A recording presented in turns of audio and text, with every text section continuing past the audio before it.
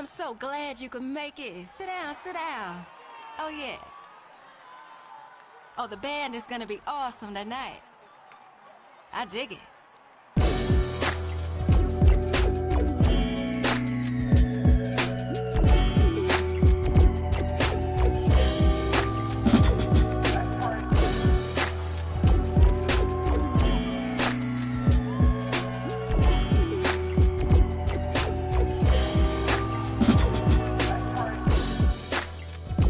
I'm so glad you could make it. 4 of Therapy Sessions. That's THAIRAPY Sessions. I'm your host, Auntie Hair Coach, and I interview everyday people telling real stories about their beauty industry journey. Today's guest is a curly hair educator, co founder of the Curl Crew, member of the Texture versus Race Collaborative, and salon suite owner Dominique LyVar has entered the chat. Welcome and thank you for accepting my invitation. Thank you. Thank you for having me. How have you been? Hey, I am good. I did I Good. pronounce your last name right? Is it LyVar or is LyVar. it LyVar, okay, it's yes. not LyVar. Okay. Right. I wanted to make sure that I got that correct. And I know on IG you are Kingdom of Curls, but in my head I pronounced it Kingdom. Yeah. So So, funny story, funny okay. story. A lot of people, they like their interpretation, Yes. I find in the world of social media, Uh-huh. a lot of it can be very vain. Mm. So like bringing like particular, stylists or artists, their names, have something to do with them as, their brand and their purpose. But for me, it was just kingdom of curls. It was just a big kingdom Yes. of a bunch of Uh-huh. curls. Uh-huh. Yeah, but so however one wants to interpret it, Yes. it's cool with me. You are Yeah. a king to me, so I like it. Kingdom. I like Thank you. it. Thank you. So, before we get started, I always say my audience just likes to know who they're dealing with. So, like, where are you from? How did you grow up? What shaped you into the person that you are today? Oh gosh, let's see. Let me go back way back when. So, Mhm. I'm originally from DC. I was born in DC, raised in DC until I was about 9, then relocated to New York, with my father's family was from DC, my mom's family was from New York. Okay. So while I was young, it was between DC and New York. I would come to New York for the summer, DC for the school year, and then we just relocated up north. Yeah, Hmm. yeah, yeah. So I was born in the '70s. So I'm 47 now, and when moved to New York, it was the suburbs, basically, Long Island. Okay. So I grew up on Long Island, and even in Long Island, even now is still very segregated or zoned. Yeah. So I grew up, what they called back in the day the projects. Um, Okay. but when I really started to meet people that lived in the projects, they would say, okay, these are not projects, you know. Um, There's levels to so, it. yeah, yeah, yeah, definitely. So, I grew up, regular riding bikes, playing, and, I had a very good childhood, me and my sister. So I have 3 sisters, Okay. 2 older, 1 younger than me. So the one younger than me, we were raised really close together. We're only like a year and a half apart. Okay. Um, so yeah, did let's see, interests. I say I lived a few different lifetimes in this one lifetime. First, always been interested in music. Grew up, you know, playing instruments or trying to, I should say. Okay. I should also say I'm an Aquarius, so I get bored very quickly. Okay. So I'm all over the place. So, you know, different instruments I played. I think the last I played, I think, was the drums. Okay. Um, then got into dance. And then I danced all the way, I want to say my second year in college. Okay. Okay. And so did that. And then the thread through that, was singing and dancing and all of that stuff. So I didn't really start singing or taking it serious until uh, maybe the end of high school. Okay. Yeah. Okay. So, did that. And that was because all of my friends, we all sang. So it was just Yes. kind of the thing to do. So, after I graduated high school, everybody, family is like, you need to go to college. So went to community college 2 years. And I remember sitting in my biology class, and at the end of the class, I was like, I don't want to do this. This is not it.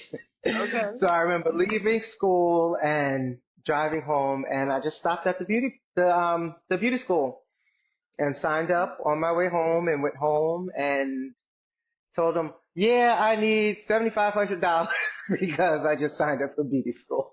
Yes. Yeah. So yeah, so that's really, yeah, that's it. And so the singing and beauty school was kind of happening all at the same time. Okay. Um, and then I'm trying to think. I started teaching. Yes. So graduated beauty school, started teaching 2 years after I finished beauty school. Wow. So the beauty school that I went to teach at was the one that I actually graduated from. You had to work in the field at least 2 years continuously to come back to apply to be a teacher. So I went back. Definitely, it wasn't 2 years. It definitely wasn't 2 years. So, they kind of just put me in there. And I remember the first class I taught, I was terrified. So I want to say I was maybe 23 or 22. No, Yeah. 23 or 24. Okay. And I was just supposed to come into the school just to observe, to take notes of the senior teachers. Okay. That senior teacher called out, and this was Oh night Lord. school. So it ain't like they had replacements. So I get in, and the director was like, okay, Miss Such and Such called out, and these are the lesson plans. So I'm like, lesson plans. So she had two different classes within one class. So two different levels. Wow. And, they send this little 24-year-old into the class. And, typically night school students are older. They're more mature. Hmm. They work during the day. They're doing this at night. So here they see this 24-year-old little boy talking about take out your textbooks. And mind you, I was terrified, Yes. terrified, Yes. you know. But it worked out, and really, you just have to show them that you knew what you were talking Yeah. Yeah. about, And did you? and yeah, I Did mean, you know you had it? honestly, I knew enough. Okay. I knew enough, and what I felt I didn't know, I studied more. Okay. So me as a student, I always tell people, and even my students, I was a horrible student. I was a horrible student. Like, I would just rather you give me the work, let me read it, and then boom, give me a test. Yes. Um, but as a instructor or an educator, I felt I needed to know more than my students. So Sure. then that called for me to study more and to constantly study. Like, not just to, pick up the Milady's book and say, turn to chapter 9, Yeah. but really know what it is because, you know, I've learned that everybody just doesn't learn the same. Yeah. So if you're an educator and you're only equipped to teach your way and your way doesn't reach everybody, you know, one, you're doing a disservice, and you're not necessarily catering to everybody, Yeah. so, I just, I would, so for me, my studying, I want to try to take, and my teaching, I want to try to take the most complicated thing and break it down to a 5-year-old can understand it. Yes. Okay. So then if I, give them really small, digestible, really understandable bits of information, once they understand that on the smallest level, then I can build upon it. That way I can capture more of the other learners that can, that can really understand more complex things, Yeah. you know. Now So wait. really breaking down and building up on it. I see exactly where you're going. Now, before we get too far into education, because that's how I Hmm. found you, I want to go back because you Yeah. weren't in college. What were you studying in college? God, what wasn't I studying? So I, so I started off early childhood education, Okay. and then I realized I didn't have patience for kids. Mm. So then I just switched to a regular education major, and Uh-huh. then I was like, So then I switched to psychology. Okay. And then for psychology, I was like, oh, maybe I want to do biology. And then I was like, yeah, no. And then that's when I went to beauty school. I But got then, finished beauty school, um, and now I'm working. And then I went back to school, this time a music school for, music business and performance. you. Okay. Um, but still working, as a stylist, also as an educator, because I was teaching at night and working in a salon during the day, and try going to school somewhere in between all of that. And then you're singing and performing somewhere also, or you're just in school for it? Yeah, like on the weekends, and also, well, even during the week, because I was a lot younger then. Right. So, There's we would video finish work somewhere. and then we would go out and just hit different like open mics and Yeah. wherever there was a microphone, me and my friends, we got on Yes. the mic. Yes. But this Yeah. is pre-cell phone, so there's not going to be any video, posted. Right. So that's the amazing thing. Right. Yes. I grew up back then, which is great Yes. because some of the Same. choices and fashion choices I would not want to see. Heard. Yeah, I'm turning 50 this year, so we are right there. And I Oh, tell my kids all yes. the time, I'm like, we are so lucky that there were no Yeah. cell phone. Like, none Yeah. of our shenanigans are documented. Nope. Okay, so you're in college, you're doing all of the things, and then you Hmm. decide you're going to go to cosmetology school. So I'm assuming you didn't always know you wanted to be a hairstylist, or had that always been Oh, like an end yeah. goal? Yeah. I've always wanted to be a hairstylist. So I Okay, knew I wanted to be a hairstylist when I was still in high school because that's kind of when I started doing hair. okay, So the college thing just came because one, that's what we did. Everybody went to college. All of my friends, they went off to school. Um, my family was like, okay, so what are you going to do? You need to go to school. So, so that's what I did, okay. but that's just, Yes, I knew I didn't want to be in school because I was a horrible student. yes, Like, so that's fair. And then, okay, so so now you go back, you've already spent some money going to community college. Now you go back, and I'm hmm. cracking up at the cost because people don't believe me when I say that my cosmetology education, $7,000. Um, Yes, mine was 75. Mine was 7,500, and I received a Pell Grant that yeah. covered what, like 10,000. So I still had a little money left over to buy Mhm. like all of my equipment and stuff that I needed for school. Yes, yes. And I think Yeah. now, um, with student loans, I think they're paying closer to, I want to say it's over $20,000 now. Oh, Crazy. absolutely. I taught at a Paul Mitchell school on Long Island shortly, and their introductory tuition was 33. Woo! Lord. And this was before they were able to get accreditation or any type of financial aid. So people were just, paying that out of pocket because once they got accredited, I believe they went up to maybe like 45.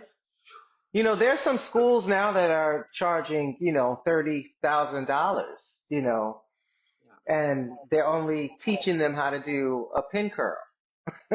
Right? If that, because I Yeah, barely knew how to do right. a That. when I graduated. Yeah, yeah, absolutely. Wow. Honestly, it depended on the teacher. If your Okay. instructor was knowledgeable and really knew, what they were doing, if they were good hairstylists, Mm-hmm. then the students got more out of, their education experience. Sure. But if not, then you got what, the state said they were required to teach, and that's it. Yeah. And I know you are specifically a curly hair educator. Did you get any curly hair education in cosmetology school? Oh no, absolutely not. Okay. Yeah. Absolutely not. Absolutely not. The thing is when I started doing hair, we didn't put ourselves in these types of categories. You're a curl specialist, you're a blonde specialist. It was whatever sat in your chair, whoever sat in your chair, you had to perform, and if you messed up or you really didn't know, then, if you were a good stylist back then, you would take classes, Hmm. of course, so that you can build your tool belt, up. So, back then it wasn't anything where I wanted to specialize in anything. Hmm. I wanted to kind of have my hands in everything. Hmm. Um, I've always been like that. And then I can honestly say, okay, yeah, I did that. I don't like doing that, Hmm. Hmm. But if someone or some job called upon certain skill sets, I know I can pull that out because I'm familiar with it, Hmm. Yep. So, it's just a matter of learning as much as you can, but not necessarily doing everything that you've learned. Yep.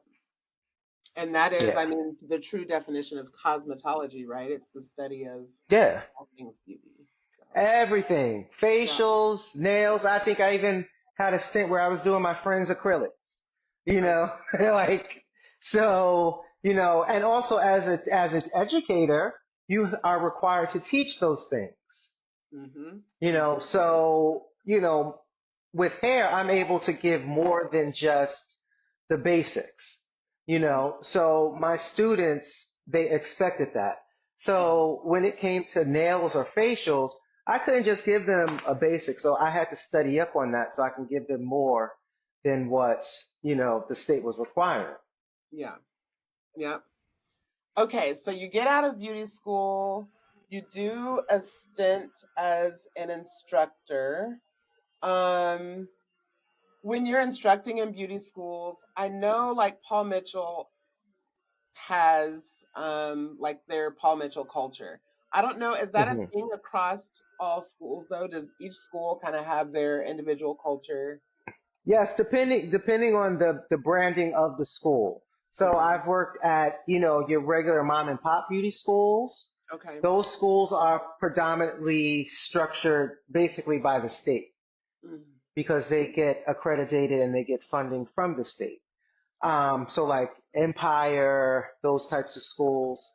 Okay. But then when you get branded schools like Aveda, Paul Mitchell, Okay. things like that, then you get more, but they're also shaping the type of stylist that they want to work in their brand. I gotcha. Yeah.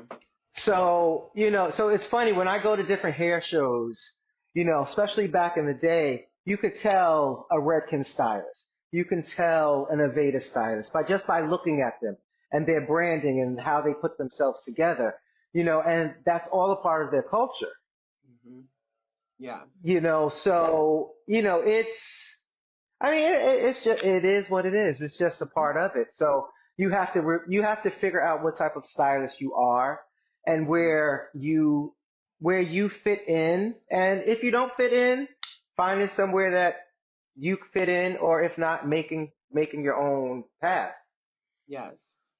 Now, I know that at some point you did like it was corporate vibes. Was that like you finished beauty school, you feel like, well, you said yourself you're a terrible student. So you graduate, you don't really know much. How do you, is that what made you choose to go corporate with your beauty career? What made you, because I know with corporate, I've worked a lot of corporate salons as well. There's always Uh-huh. education, free education, and they're paying you to be educated. That's it. Uh-huh. That's it. So a lot of my education that I've got, you know, was all for free. Mm-hmm. So for me, I think that's what kind of enticed me into getting into the corporate thing, because I was teaching and working at a mom and pop salon, and I want to say Regis came and did a demonstration for the students. So they were talking about like their benefits and this and that and this, and I'm like, That sounds let me look nice. into this. Right, right. Let me look into this, you know. And Uh-huh. also, how we were raised, it was a big thing to get a job that had some type of security, benefits, 401 and all of that. And for a hairstylist, that was really unheard of. Mhm. So I'm like, okay, well, how can one of the big perks for me was I got paid to be a student, first off, Mhm. and then I'm getting all of these certifications and things, and it's just building my tool belt up, so a lot of, I would say, the bad side of working corporate for Mhm. me I didn't start noticing until I started to move up in on that corporate ladder. So in management, multi-unit management, things like that. When you start to see behind the veil, then Mhm. you're like, oh, this is this is something else, Mhm. But then you're also cushioned because now you have this backing. You have a salary now. You don't have to work on commission. So all of that is what kind of strings you along and keeps you in that. And so my first corporate gig was with Regis and Supercuts. Mhm. So moved up, and the thing is, as you moved up in on their corporate ladder in management, you got a lot more. Mhm. My first international trip was to Rome, and that was on their dime. Nice. I didn't have to pay for nothing. Like, Mhm. where else would have gotten something like that? Especially in a salon back then. Mhm. So a lot of that is what, got me. And then it's corporate. So you realize you can get caught up in that corporate game, because that's exactly what it is. It's a game. I don't care what industry you're in, it's a game. Like, I speak to a lot of my clients, the same stuff they're going through in their prospective industries with maneuvering is the same thing I've dealt with in the hair salon type of industry. Mhm. So it's the same game. So it's like you have to be really good at playing the game, or you'll get caught up in the game. Mhm. I want You know. to because like I said, I've also done the corporate thing, upper management, the salary, the whole shebang. Hmm. Let's talk about, because you referred to the bad side of corporate. And there are Hmm. amazing advantages to being in corporate, which you just named. Absolutely. Hmm. Um, for stylists who are considering corporate as a way to go, can we talk about some of the things that are maybe not so great about corporate more specifically? Um, what kinds of things Um, you want to look out for? I think when it comes to um, corporate in this industry, um, you're branded. So there's a brand, you work under that brand, so you have to be a reflection of that brand. You have to speak the language of that brand. So a lot of times by doing that, yeah, you get good at it. I was very good at it. Mhm. You know, I was amazing at it. You know, but what I learned was by doing that, you lose yourself as an artist. You know, especially if you've gotten into this industry, you know, for the art's sake of it, for doing hair and, you know, making people feel good, a lot of that falls by the wayside because you're on that ladder now, you know, you're trying to Mhm. climb up that ladder, you know, and there's a specific path that they dictate a stylist to be up here to do this. This is the avenue you have to travel, you know, and a lot of it, you know, becomes redundant. Um, a lot of it, you become a robot to the game. Mhm. So it's kind of like you're coasting. You know what to say. You know when to say it. You know the things to do. You know, so you're kind of just kind of plateauing out. You know, as the world is moving and is progressing, you know, outside of that brand, you're missing all of that. Yeah. You're totally missing all of that. And then, you know, you have to, once you're able, or if you're able, to kind of get back in touch with who you are as an artist and really finding that passion again, to me, it feels like you almost have to, you know, do double time to play catch up, you know, and, um, like you said, there's some great things. You know, definitely some great things that I've gotten out of working, you know, corporately. Mhm. Um, you know, but for me, it came a turning point where I felt they were getting more of me than I was able to get from them. Mm.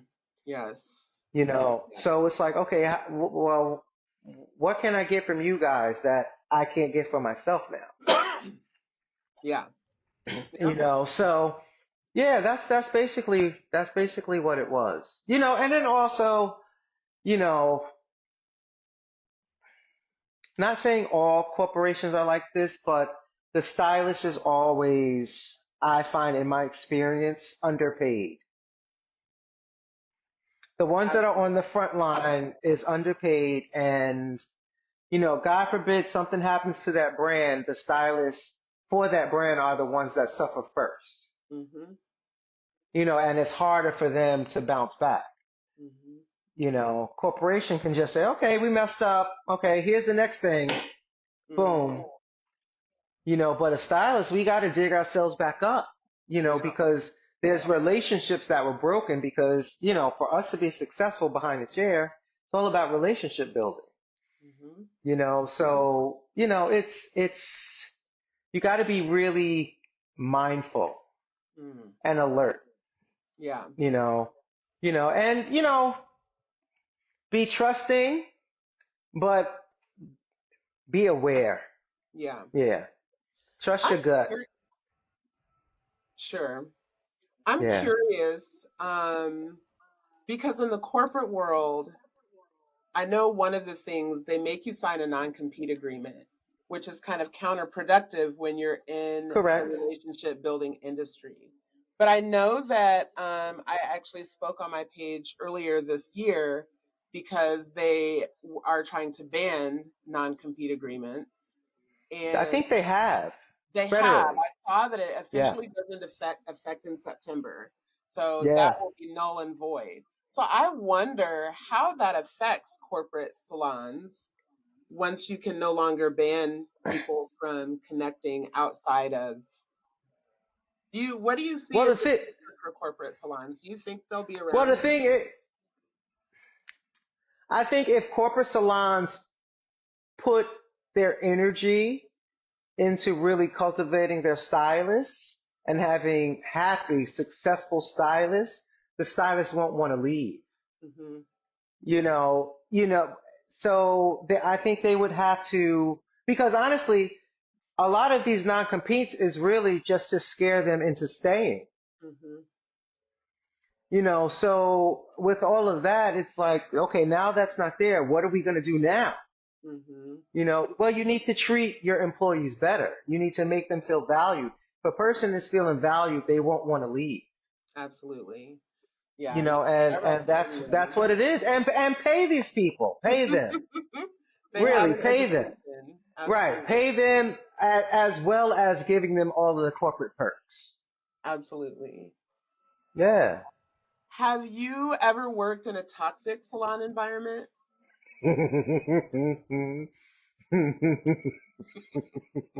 Girl. Yes. You don't have to name any names, but you can if you want to. Um, but talk a bit about a toxic salon environment. How do you recognize that you're in a toxic salon environment?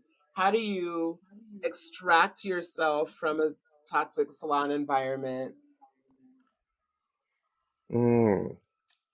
Let's see. Okay, so I'm going to speak from my personal experience. Sure. I think if you're in a toxic salon, so when I was in a toxic salon, I didn't really know it was toxic because I was so good at maneuvering around the toxicities, and not really being involved. So really, I thought at the time it really didn't affect Hmm. me, Um, but it was when I just saw just the mistreatment. It was just mistreatment. There were a lot of lies. There weren't any definite um, answers to questions that we would ask. Hmm. A lot of beating around the bush. It was a lot of do as I say. You know, if you're this stylist but that stylist, you can basically do whatever the hell you want to do. A lot of favoritism. Um, Oh, girl, where can I mean, stealing, everything. Yeah, yeah, Stealing, I've yeah. dealt with in a toxic salon. Um, oh, girl, like so much. And the thing is, I've dealt with,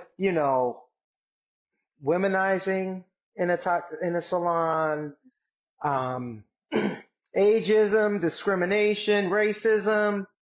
Um, oh, I mean, I can go on. Yeah. I can go on. And some of this stuff, like I really didn't, before working in these types of salons, I never experienced stuff like that. Hmm. The toxicity that I was used to was, little stylist drama.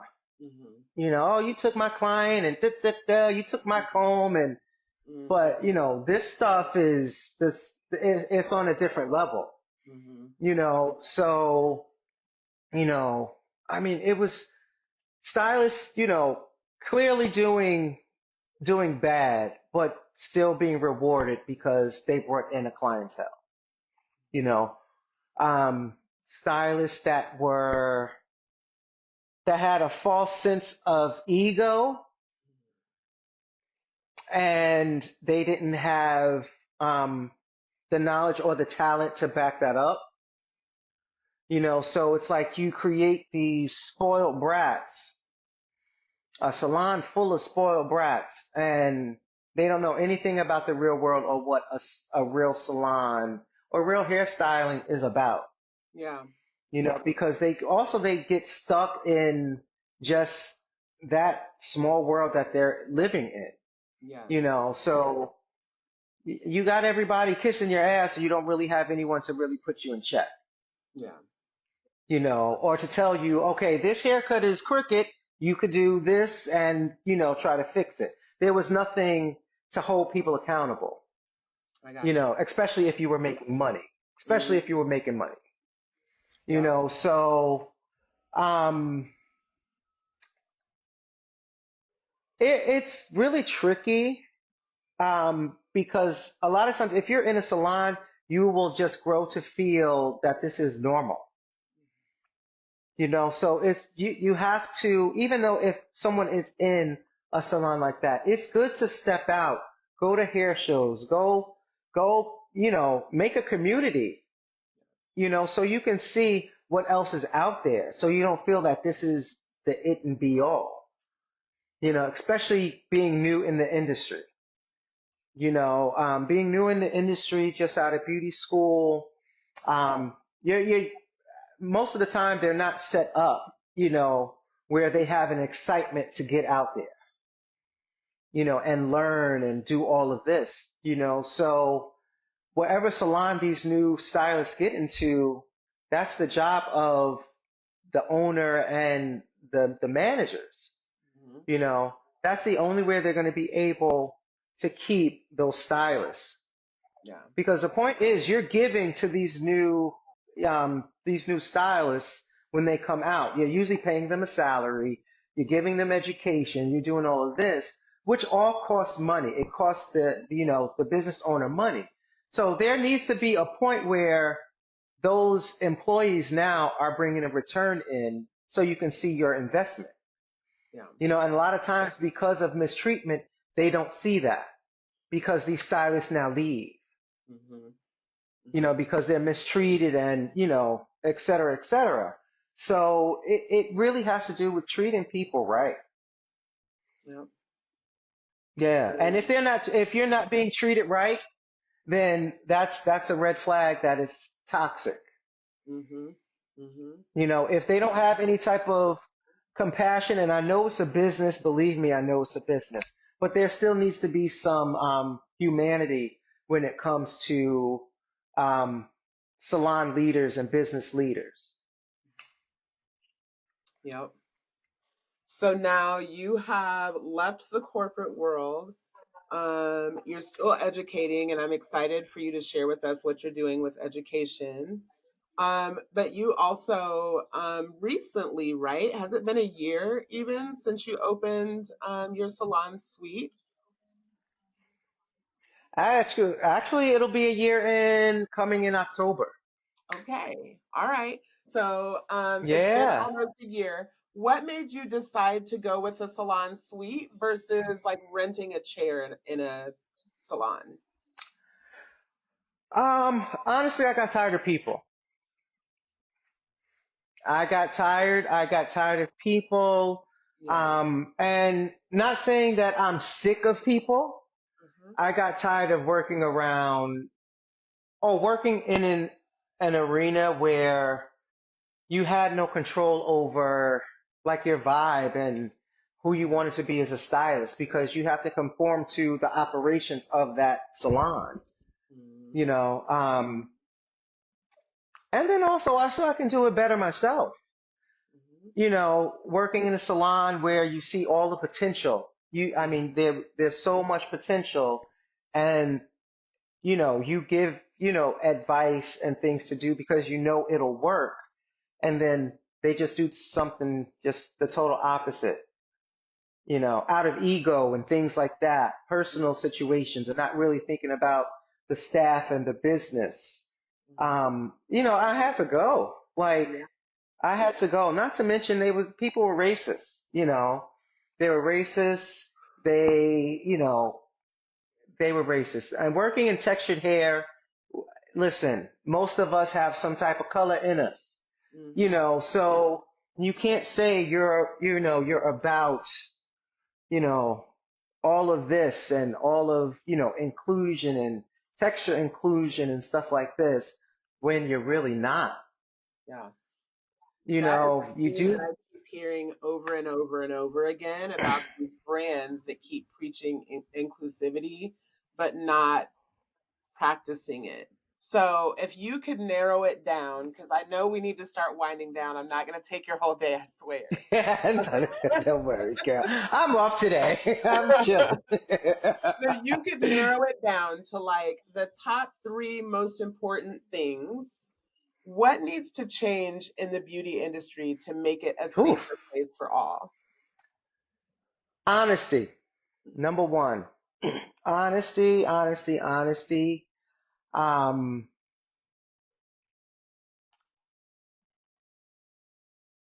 I want to say humility. honesty and humility. Yeah, being a humble hairstylist is a rarity these days. Especially if, you have, a following or, a platform and things like that. I think definitely, I think humility, honesty, um, I want to say loyalty.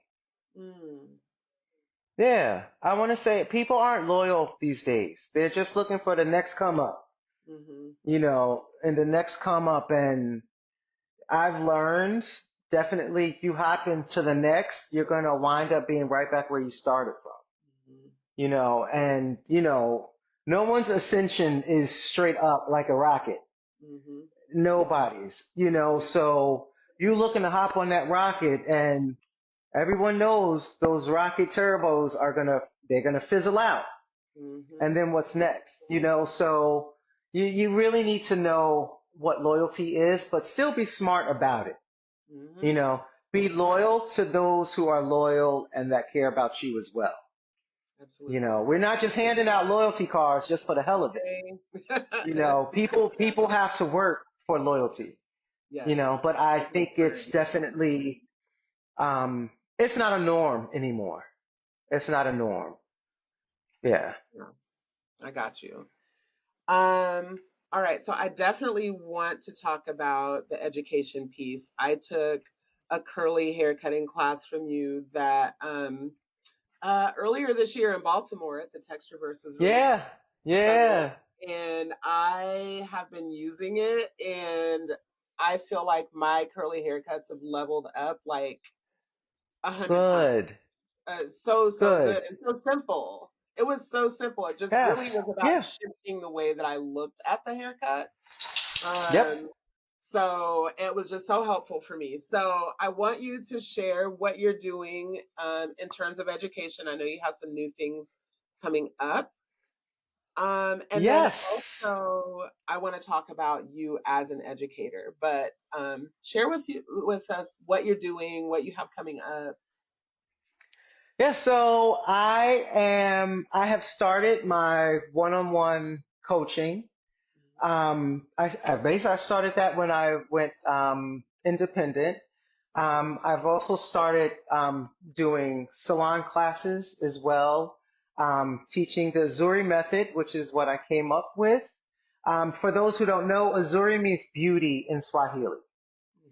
Mhm. And it's so for me and what I teach and how I teach with cutting isn't a haircut.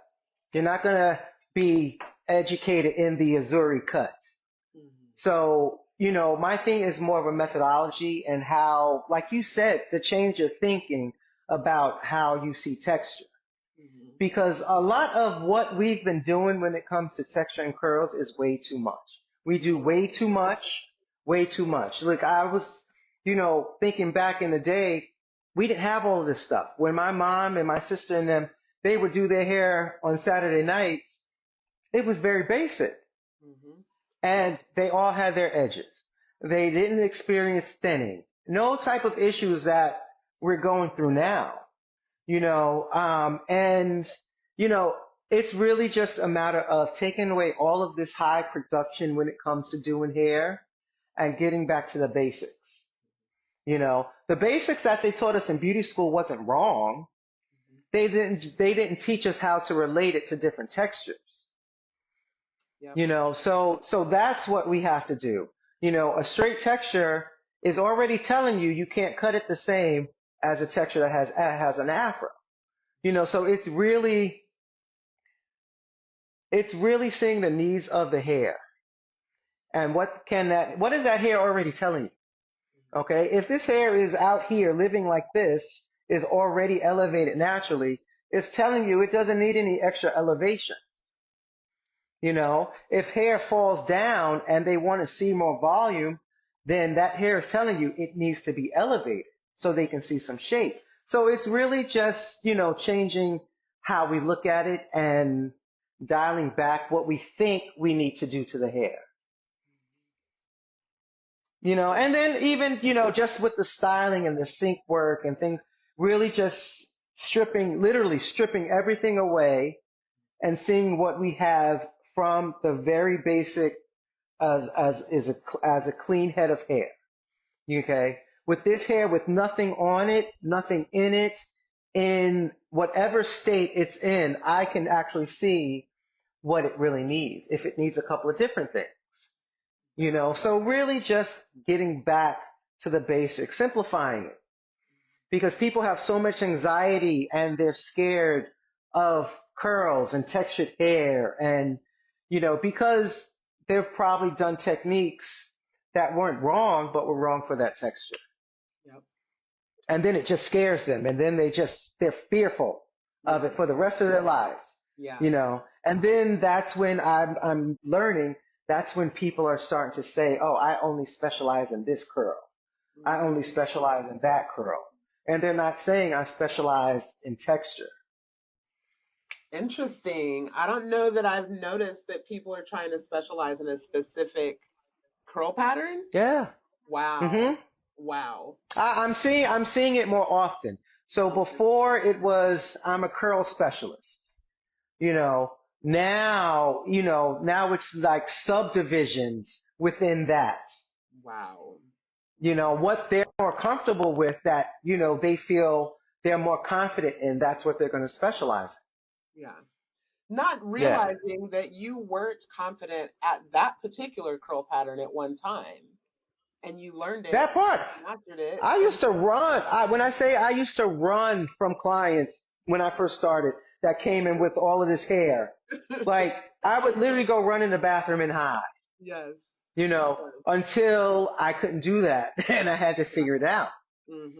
So I, after that experience, I was more scared of not being prepared than actually tackling the hair.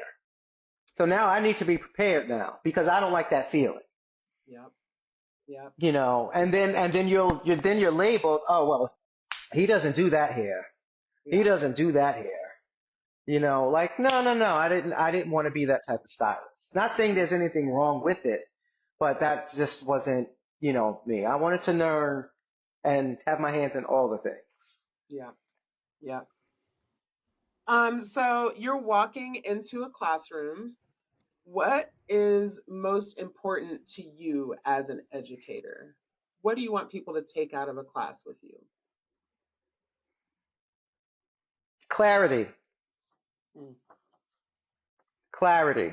I want to make sure, but clarity in its simplest form. I don't want to go in and make things seem more complicated than what it really is. Whether it's, sink work, you're at the sink, and actually like the breakdown of actually what you're trying to do at the sink, what you're looking for, what you're feeling, like stuff on the basics of that. Like I really want people to have a real, a clarity about that.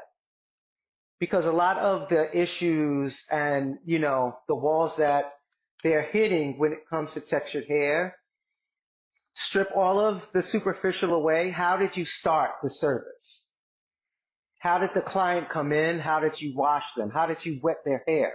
A lot of that will alleviate a lot of the issues that they're finding towards the end of it. So really just taking a step back or a few steps back. Okay. Because even the clients, when they come in, you ask them what's their routine. They go straight for the styling products. They're not talking about what they're washing and conditioning and treating their hair with. So it's really, we're nowhere near styling yet. Yeah. I want to know, when you wash your hair, how do you wet it? What are you using? So really just peeling the layers back so we can now simplify it, to where your final result doesn't look like it was simple. It makes it look easier when you have an understanding of it. Then you can kind of just flow through it effortlessly, Yeah. because okay, this 4C hair isn't going to do this, so I have to do this. Yeah. So really troubleshooting just by looking at the hair and knowing what to look at. Love it. Okay. We have reached the stage. I'm really going to start winding it down for real. I call it No story worries. time with Auntie Hair Coach. And so Okay. I've got 3 prompts here for you, and you can do all 3 if you like. At least choose one and just give us Okay. whatever you want to give us. So Okay. I'm going to give you the prompts. So the first prompt is, what is your favorite song lyric and why? The second prompt is, what is the best beauty industry advice you've ever gotten? The third prompt is, the most interesting place your career has taken you. Mm. Okay, I can answer all 3. Okay. Let's see. So the first one was what? The song lyric? Yes. So India Irie on her first album has a song called Nature. Mm. And in the song, she's talking about like a relationship. But for me, it was there's a lyric in the song. It just says,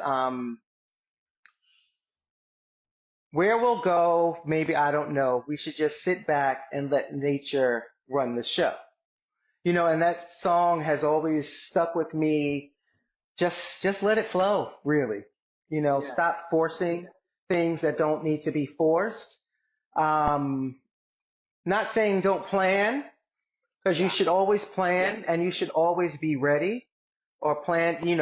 If you're ready, you don't have to get ready, Stay ready so but you stop. don't have to get ready. Yeah. So, but you don't have to force everything, Yeah. and then it also, it could look a little thirsty too. When you're trying to force something or force a relationship or force, Yes. a connection, it's just not a good look. So that Absolutely. was that one. Yes. Um, and then what was the second one? The best beauty industry advice you've ever gotten. Ah, oh, easy. So when I was working with Diva Curl, towards the end of my time there, they hired a young lady. Her name is Sid Raouf. She was like the director of education or something. Okay. And she just basically told me, be yourself. Mm. And literally, like, for some reason that it just clicked when she said it, Mm-hmm. and that's really, that's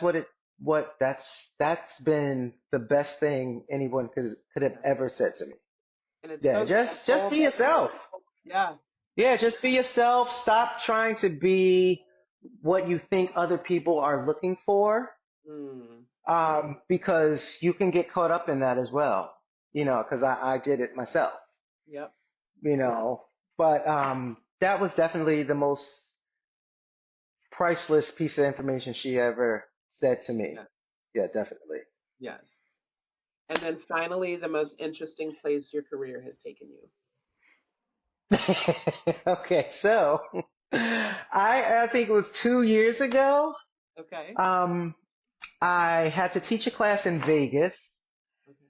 and the company that I was working for, they were also a sponsor at the Latin Grammys. So yeah, I was in like the little press room with the Latin Grammys, looking at all these stars. Didn't understand a damn thing. Yeah. Didn't know who was who. That's I thought cool. everybody was Ricky Martin. But Yes. um, Mark but Anthony. yeah, and even then made some connections and learned a little Spanish. So yeah, yeah. This industry has taken me places that, I mean, Yeah. just Yeah. being able to work with certain people like celebrities and just being in arenas that you only see on TV. Yeah. Every time I'm in something like that, even though I do it frequently, it's still like the first time for me. Like, it's like, wow, like, I got to pinch myself sometimes, Yeah. because a No. lot of people don't realize where this industry could really take you. Yeah. Mhm. Yeah. It's definitely more than just being in a salon, Absolutely. and there's nothing wrong with just being in a salon at all, Right. but there's definitely so many avenues one can travel down. Yes, absolutely. How can my listeners follow your movement?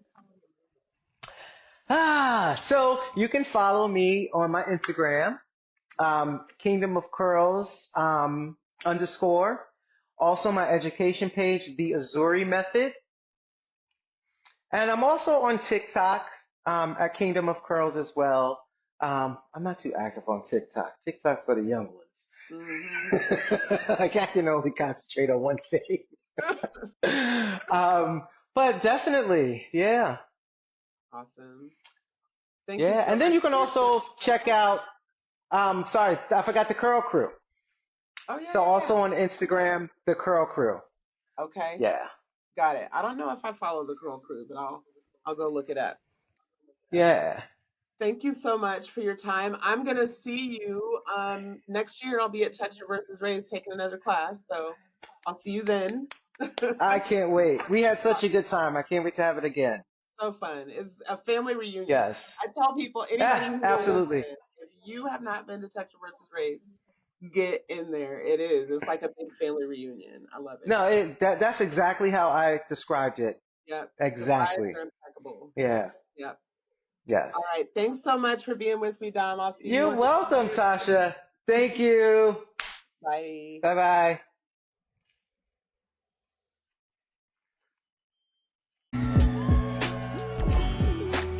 Sit down.